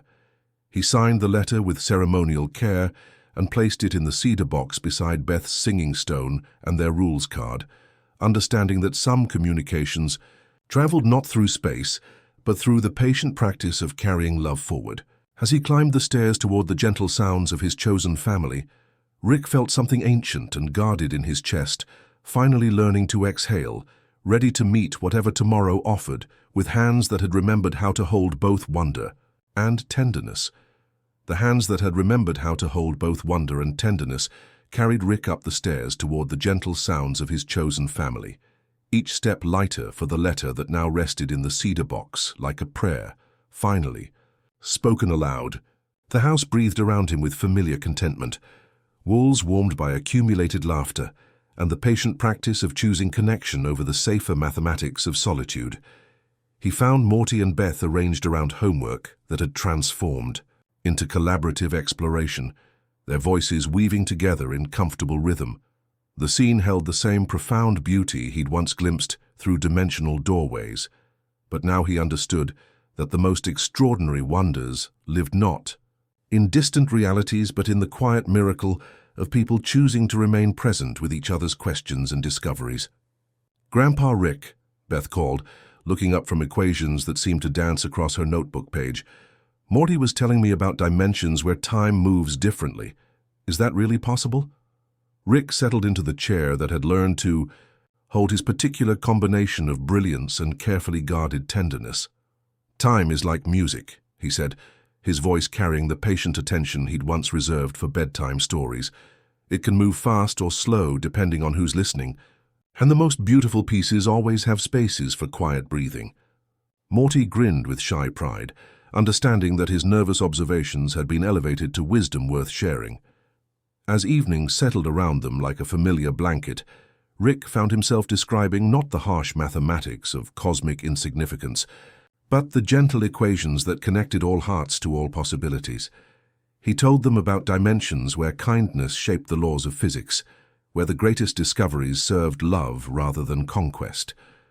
"The most important science," Rick said, watching their faces bright with attention that made teaching feel like privilege, "isn't about understanding how things work. It's about learning to approach mystery with respect, to protect what's precious, to remain present with whatever connections the universe offers." As they prepared for sleep, Rick moved through the house with ceremonial care, checking locks not from paranoia but from love learning, to express itself through protection rather than distance. In the basement, he approached his workbench with the reverence of someone tending a sacred space, touching each tool like rosary beads in a simple litany, patience, gentleness, connection. For the first time in decades, he powered everything down early. The portal device sighed into quiet, sensors folded their watchful attention, and the room became what it had always secretly wanted to be, a place for breathing. Rick set a small cushion on the concrete floor, settled cross-legged, and let his hands rest palm up in a shape that admitted he was ready to receive whatever the universe offered. The house listened. The street listened. Somewhere, if distances could be measured by tenderness, Diane listened, and the child who had taught him to count stars like promises. Rick understood now that his greatest discovery was not a device or formula, but the recognition that home was not coordinates on a map, but something practiced daily through attention, gentleness, and the willingness to keep coming back to what mattered most. Every shared morning coffee, every bedtime story that transformed fear into wonder, every moment of choosing presence over protection, these were the equations that solved themselves through patient repetition. The boy who had heard lullabies in the universe's hum had learned that some songs never stopped playing. They simply changed form, like water becoming mist, but keeping all essential properties. Diane's laughter lived now in every moment he chose kindness. Beth's questions still guided him toward gentle answers. Love had learned to exist as memory distributed through every breath, every choice, every stubborn decision to keep his heart open despite its terrible, beautiful mathematics. As sleep approached with the patience of something that understood, healing happened gradually. Rick felt the vast universe arrange itself around their small sanctuary. understanding that somewhere in the infinite web of connection, he was still there, tinkering quietly with devices that served love rather than conquest, carrying forward the gentle light that made even the deepest darkness feel like home. Thanks for spending this time with us. Sleep well, everything's going to be okay, man.